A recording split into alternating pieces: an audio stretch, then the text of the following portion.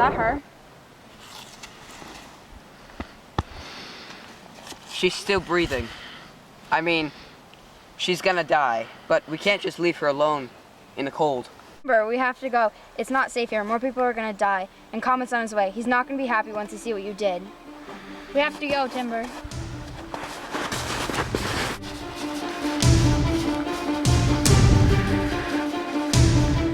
We killed your little nerd friend too. Now do us a favor and stop this craziness, and we won't have to kill you painfully. Stay away, Jewel.